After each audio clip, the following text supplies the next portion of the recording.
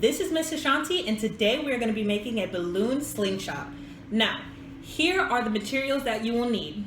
First, you'll need a simple styrofoam cup. Now, you can also use a plastic cup, but styrofoam will be easier for this experiment. Next, you will need a balloon, a pair of scissors.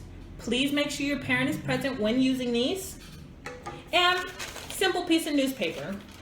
Now, the first thing I'm going to do is I'm going to cut a hole into the bottom of my styrofoam cup like so.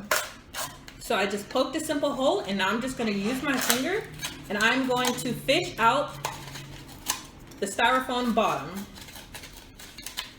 So now I have a hole in the bottom of my cup. Now I'm just going to move all of that stuff to the side, and next is my balloon. Here we go. So at the bottom of the balloon, I'm just going to start by making a knot. Now when you make your knot, don't make it so close to the actual bottom. Try to make it like towards the middle part. So I'm going to make that knot. Here we go. So it's not too close to the top, but not too close to the bottom. It's kind of like top middle part. All right, so then I'm going to take the top of my balloon, and then I'm just going to cut off the top. So we're going to cut the top of that balloon off, just a little piece from the top. So that way there's an opening and we're able to open it.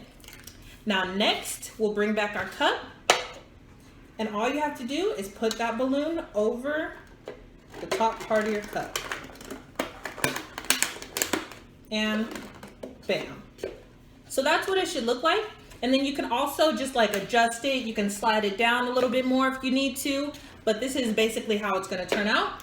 And then we have your newspaper. So all you'll need to do, if you don't have like a ping pong ball or anything like that, you can just crush up a piece of newspaper and you have your paper ball.